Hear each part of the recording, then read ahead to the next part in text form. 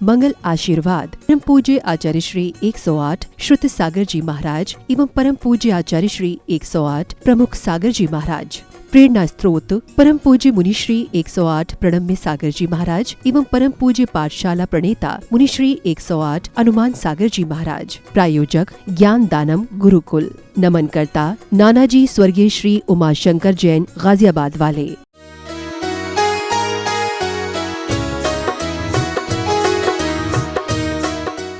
जिसके दर्शन मात्र से ही श्री कृष्ण जी को संतोष हुआ। अभी रुक्मणी नहीं मिली है, अभी तो खाली मूर्ति मिली है जैसी दूत ने बताई थी। उसी से ही अपार संतोष श्री कृष्ण जी को हो रहा है। रथ के अश्वों को मुक्त कर दिया गया। अश्व बोलते हैं घोड़ों को। अब थोड़ा एक जगह पहुंच जाते हैं तो जो रथ होता है, तांगा होता है, उसमें से जो बंधा हुआ घोड़ा होता है उसको रिलैक्स करने के लिए छोड़ दिया जाता है कि आप थोड़ा घास फूस खाइए, चारा खाइए, घूमिए, है ना, पत्ते पेड़ पौधे जो भी पानी वानी पीना है पीजिए। तो उसको मुक्त कर दिया गया। दोनों भ्राताओं को रुक्मणी के दर्शन की तीव्र उत्कंठा थी। भाई अपने भाई के लिए रानी ढूंढ रहा था, है ना, कि मेरी भाई का विवाह होगा। और श्री कृष्ण जी अपने लिए पत्नी ढूंढ रहे थे। दोनों को उत्कंठा थी कि जो चित्र में देखा था, इतनी अनुपम सौंदर्यवती स्त्री इस संसार में कहाँ से आ गई है। चित्र से ही मोहित हो गए थे, तो साक्षात दर्शन होंगे तो क्या हाल होगा। तीव्र उत्कंठा है दोनों। इसी अभिप्राय से वे सघन वृक्षों की ओट में छिप करके बैठ गए। दूत ने कहा था ना, छिप करके बैठ जाना। कहाँ नारायण 3 खंडों के राजा, आर्य खंड और 2 मलेच्छ खंड, और कहाँ ऐसी स्थिति। इससे हमें देखना है कि क्या हमें ये कार्य रिपीट करने हैं या इनसे बचना है। धीरे धीरे जब स्वाध्याय आगे बढ़ेगा तब आपको कुछ कक्षाओं बाद पता चलेगा कि ये सब तो यहीं रह गया। क्या क्या नहीं किया स्त्री को पाने के लिए। अनादिकाल से कितने कितने कृत्य करे, कितनी कितनी योनियों में, इस मनुष्य भव में भी, है ना, पुत्र के लिए, पुत्री के लिए, अपनी पत्नी के लिए, अपने व्यापार के लिए, और सब यहीं रह गए। ऐसी स्थिति नारायण श्री कृष्ण जी की है। अभी गृहस्थ में है, भले ही राजा बन गए हैं, लेकिन हैं तो मनुष्य ही। जैसे अन्य मनुष्यों के मन में विकार आते हैं, विचार आते हैं, ऐसे उनके मन में आ रहे हैं। वृक्ष की ओट में छिप करके बैठ जाते हैं। किंतु इसके पूर्व ही एक अन्य आनंददायिनी घटना हो गई।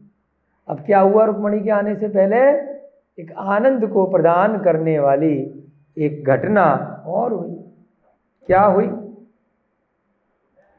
नारद जी, होता है ना, फिल्म चलती है तो एक तरफ तो ये स्टोरी हो रही होती है और दूसरी तरफ की भी स्टोरी बीच बीच में डायरेक्टर क्या है दिखाता है ना, जिससे कि कहानी में रुचि बनी रहे। इसी प्रकार से अब एक तरफ तो श्री कृष्ण जी वहाँ वृक्ष की ओट में छिपे बैठे हैं बलदेव के साथ, रुक्मणी की इच्छा से। और अब दूसरी तरफ क्या स्टोरी चल रही है, नारद जी द्वारका से प्रस्थान कर सीधे चंदेरी जा पहुंचे। नारद जी को नहीं पता कि श्री कृष्ण जी वहां से भाग लिए। वो तो अपने दोनों जगह आग लगा करके निकल गए। सत्यभामा से बदला लेना था, रुक्मणी को सेट किया, उधर श्री कृष्ण जी को सेट किया और निकल गए। परंतु अभी काम पूरा नहीं हुआ था ना, तो बीच बीच में चेक करने के लिए दोबारा जाने की इच्छा से अब नारद जी वहां से प्रस्थान करके कहाँ पहुंच गए हैं? चंदेरी, चेदी नगरी। कहाँ पहुंचे? चंदेरी क्या थी, कुछ याद आ रहा है? चंदेरी का राजा कौन था?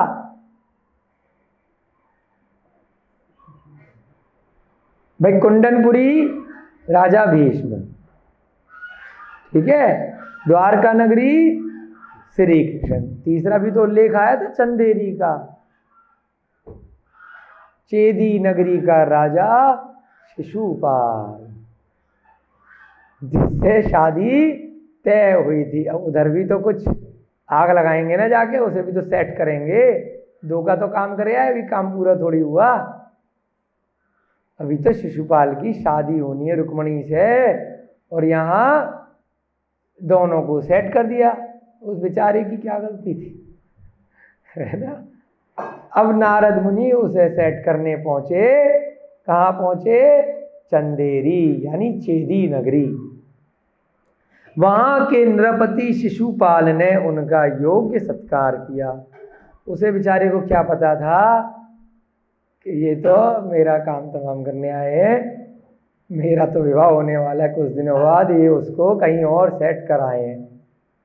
तो लेकिन बेचारा योग्य था, अच्छा राजा था, सत्यभामा की तरह गलती नहीं करी। योग्य आदर सत्कार नारद मुनि को दिया। आकाश मार्ग से नारद मुनि सब जगह उड़ करके पहुंच जाते हैं। मनुष्य गति के जीव हैं, विद्याओं के स्वामी हैं, जिसके कारण से वे आकाश मार्ग से उड़ करके 2.5 दीप में 45 लाख योजन में कहीं भी पहुंच जाते हैं। तो कहाँ पहुंच गए? शिशुपाल के नगर चंदेरी में। वहां शिशुपाल ने उनका आदर सत्कार किया। कुशल प्रश्न के पश्चात नारद ने जिज्ञासा की। कुशल क्षेम पूछते हैं ना कि और भाई कैसे हो, हाउ आर यू, आप ठीक हैं? हाँ हम ठीक है। कहाँ कहाँ घूम के आए हैं, कैसे हैं, सब कुशल हैं? तो कुशल क्षेम पूछने के बाद अब नारद मुनि ने जिज्ञासा की। नारद मुनि ने शिशुपाल से बातचीत की, कुछ पूछा कि हे शिशुपाल, वर्तमान काल के घटना चक्र का मुझे यथार्थ ज्ञान कराओ। कितने चालाक हैं, सारा मालूम है। शिशुपाल की शादी रुक्मणी से तय हो गई और फिर भी उसी से पूछ रहे वर्तमान में और क्या चल रहा है। अब किसी की घर में बेटी की शादी हो या स्वयं की शादी हो, आप अचानक से 4 दिन पहले उसके पास पहुंचेंगे तो पूछेंगे और क्या चल रहा है आजकल, तो आदमी बता ही देगा कि मेरी शादी होने वाली है, आप आइएगा, आपको इनवाइट करना भूल गए थे, ये लीजिए कार्ड रखा हुआ था, आप भी पक्का जरूर आइएगा। तो सीधे सीधे नहीं कहा।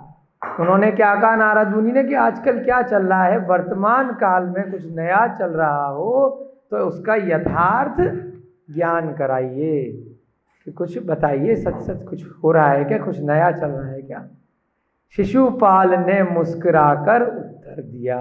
आप भी ऐसी करेंगे ना, आपकी 2 दिन बाद शादी हो और आपका कोई बहुत पुराना मित्र जिसको आप इनवाइट करना भूल गए हो वो आ जाए तो बुलाएंगे नहीं बुलाएंगे? हे मुनिराज, आपकी कृपा से जो कुछ हो रहा है वह मंगल एवं नीति युक्त है। जो हो रहा है सब बढ़िया हो रहा है, सब अच्छा चल रहा है, मंगल मंगल हो रहा है। नारद ने कृत्रिम स्नेह से कहा। कृत्रिम मतलब आर्टिफिशियल, बनावटी। मालूम है नारद जी को कि इसकी शादी तोड़वाने के लिए आए, फिर भी क्या कहते हैं, झूठी दिखावटी स्नेह से, है ना। कृत्रिम स्नेह से कहा कि मैं तुम्हारी लग्न पत्री देखना चाहता हूँ। भैया मुझे मालूम है कि तुम्हारी शादी होने वाली है, थोड़ा लग्न पत्री दिखाओ, थोड़ा ज्योतिष देख लें कि तुम्हारे ऊपर शनि की दशा तो नहीं मंडरा रही है ना, कोई राहु केतु तो कुछ अनिष्ट करने नहीं वाले हैं, एक बार जरा लग्न दिखा दो। तब राजा ने, अब भाई विशेष व्यक्ति थे तो मना तो नहीं कर सकते हैं, उनको ज्ञान है सब चीज़ों का, सब जगह भ्रमण करते हैं, रिद्धियाँ हैं। तो राजा ने उन्हें अपनी लग्न पत्री दिलवा दी, दिखा दी, मंगवाई। तुरंत अपने दूत को बोल करके कि भाई मेरी लग्न पत्रिका लेके आए, और नारद मुनि को दिखा दी। कुछ काल तक वे लग्न पत्री बाँचते रहे, देखते रहे कि जैसे कितने ज्ञानी पुरुष हैं। ऐसी होता है ना, कोई भी आपका हाथ देख ले, आपको कुछ भी नहीं पता है, और कह दे अरे बड़ा खराब समय चल रहा है, डर जाओगे।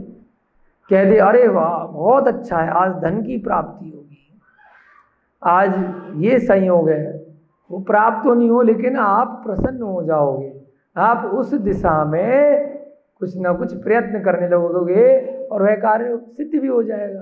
तो लगेगा कि अरे उसने सच कहा था, असिद्ध हो जाएगा तब भी कुछ नहीं, तब भूल जाओगे कि उसने सच कहा था कि गलत कहा था। तो ऐसे ही लग्न पत्री को बहुत देर तक देखते रहे। तत्पश्चात कलह प्रिय, क्या शब्द प्रयोग किया, कलह प्रिय नारद चिंतित हो गए, उनको आनंद आता है ना। भले ही मनुष्य गति के जीव हैं परंतु उनकी योनि ऐसी है कि जैसे असुर कुमार जाति के देव बताए थे, पढ़े होंगे ना आपने 6 डाला में, कि नरकों तक जाते ही मारते पिटवाते हैं और आनंद महसूस करते हैं, आनंद आ रहा है, कुअवधि ज्ञान से 2 जीवों को लड़वा देते हैं और बीच बीच में खुद भी मुक्के मार देते हैं। तो क्या कलह प्रिय हैं, ऐसे ही नारद मुनि भी अपने किन्हीं कर्मों के कारण से उनको इसी काम में आनंद आ रहा है, एक जगह की दूसरी जगह लगाना और फिर वहां पर जाकर के मनोरंजन करना उनकी लड़ाई देख करके। कलह प्रिय नारद उसकी लग्न पत्रिका को देख करके चिंतित हो गए। तो हमें ऐसे लोगों से बचना है। हमारे परिवार में, अड़ोस पड़ोस में, व्यापार में, कार्यालय में, ऑफिस में, स्कूल में, कॉलेज में ऐसे लोग मिलेंगे, तो उनसे बचना है, उनको पहचानना है कि क्या कोई मेरी पत्नी से या मेरे पति से लड़वाने के लिए मेरे जो रिश्तेदार हैं वो कुछ प्लान तो नहीं कर रहे, भड़का तो नहीं रहे। तो मुझे अपना जो विश्वास है वह अपने सगे संबंधियों में नहीं खोना है, विश्वास पात्र लोगों में। तो ऐसे नारद मुनि के जो गुण हैं, ऐसे जीव हमारे आसपास अगर मिलते हैं तो उनसे बचो। उन्हें इस प्रकार उदास देख करके शिशुपाल ने प्रश्न किया। अब वो चिंतित हो गए देख करके, सैड है ना।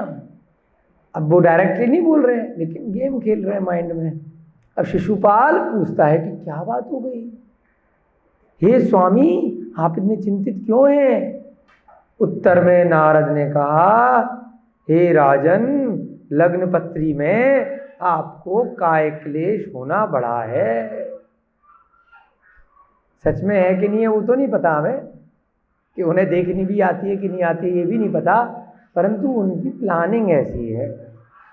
अरे आपकी पत्री में लग रहा है कि आपको बहुत ही क्लेश होगा, काय क्लेश होगा, अतः आपको पूर्ण सावधानी से कुंडनपुर जाना चाहिए। अगर जाना चाहते हो, शादी करना चाहते हो तो बहुत सावधानी रखना। क्यों ऐसी बात कह रहे हैं, क्योंकि कल को यदि रुक्मणी नहीं मिली, द्वारकाधीश का सामना करना पड़ गया तो कोई बात हो गई तो पहले से ही लगेगा अरे ये इन्होंने नहीं किया, तो होना ही था, ये तो मेरी पत्री में ही लिखा था, है ना। तो पहले से ही दिमाग में डाल दिया। बहुत सावधान रहना, है ना, बच के रहना। इतना कहकर नारद शिशुपाल के हृदय में गहन आशंका उत्पन्न कर वहां से चल पड़े। ये भी एक कला होती है, ज्यादा डिटेल में बात नहीं की जाती, नहीं तो शक होने लगता है कि यही तो नहीं करा रहा। हल्का सा हिंट करके अपना ज्योतिष विद्या दिखा करके कि भाई अच्छा काल नहीं चल रहा तेरा, शनि मंडरा रहा है और अभी तुम वहां जाने वाले हो, तो क्या पता वहां कुछ हो जाए, बाकी मैं कुछ नहीं जानता। दिमाग में डाल दिया कि क्या पता दिमाग में घूमता रहे, कुछ अपशगुन मानकर शादी यहीं बैठी तोड़ दे। नारद मुनि का ऐसा कोई उद्देश्य नहीं है कि युद्ध कराना है, कुछ करना। उनका तो उद्देश्य केवल एकदम क्रिस्टल क्लियर है कि सत्यभामा से अपमान लेना है बस, और उसके लिए उसकी एक दूसरी सौतन ला करके वहां बिठाना है। शांति से ले आए श्री कृष्ण जी या अशांति से ले आए, उससे उन्हें कोई फर्क नहीं पड़ता है। बस लेकर के आ जाएं सत्यभामा के बगल में एक दूसरी बीवी श्री कृष्ण जी ला के बिठा दें, जिससे कि वो जिंदगी भर उसे देख करके जलती रहें, कुड़ती रहें, शोक मनाती रहें, परेशान रहें, बस। तो इसलिए अब वहां से तुरंत उड़ करके निकल गए। आशंकित शिशुपाल ने भयभीत होकर एक विराट सेना संगठित की। अब भाई उन्होंने तो ये कहा था कि सावधानी से जाना। अब उसे लगा कि भाई पता नहीं वहाँ क्या हो जाए, कुछ नहीं पता। अपनी पूरी सेना को एकत्रित कर लिया कि सारी की सारी सेना लेकर के जाएंगे, ऐसे ही विवाह करने, खाली बारातियों के साथ बैंड बाजे के साथ नहीं जाएंगे, सेना के साथ जाएंगे। विराट सेना, पूरी सेना ले ली एवं विभिन्न वाहनों के द्वारा उस कुंडनपुर के लिए प्रस्थान किया। अब उस समय के जो भी वाहन, रथ थे, हाथी, घोड़े, जो भी अन्य अन्य वाहन उनके पास रहे होंगे, उनकी रिद्धियों के माध्यम से, है ना, अन्य देवों की कृपा से राजाओं के पास में बहुत सारे वाहन, बहुत सारे अस्त्र शस्त्र हुआ करते। वे सारे की सारे लेकर के नगर को घेर रही थी। शिशुपाल की सेना ने अपनी सुरक्षा के लिए कुंडनपुर नगर को घेर लिया कि कहीं कोई अनिष्ट ना हो जाए। सारी सेना से चारों तरफ घेर लो। जैसे कोई नेता आता है, बड़ा सेलिब्रिटी आता है, तो क्या होता है, पुलिस फोर्स लगा दी जाती है कि कोई भी आतंकवादी आकर के, कोई बुरा व्यक्ति आकर के किसी राजनेता के खिलाफ, किसी वीआईपी के खिलाफ, या किसी बड़ा सेलिब्रिटी है, कोई भी जनता का व्यक्ति कुछ गलत काम ना कर दे, तो क्या किया जाता है, चारों तरफ से सिक्योरिटी तैनात कर दी जाती है। तो ऐसे ही उस नगर को घेर लिया। उसी समय प्रमद उद्यान में श्री कृष्ण एवं बलदेव पधारे थे। जब ये सारा कार्य हुआ तब तक क्या था, बलदेव और श्री कृष्ण वहीं प्रमद नामक उद्यान में ठहरे हुए थे, रुक्मणी के आने की आकांक्षा से। एक तरफ की घटना यहाँ फिल्म स्टोरी में सुनाई गई और एक तरफ की घटना यहाँ पर बलदेव नारायण पहुँच चुके हैं। और यहाँ नारद मुनि के कहने के कारण जो बेचारा शिशुपाल कुछ अपने परिवारी जनों के साथ में शादी करने बस जा रहा था, वो परिवार के साथ साथ किसे ले गया, पूरी की पूरी सेना को ले गया, अस्त्र शस्त्रों के साथ में।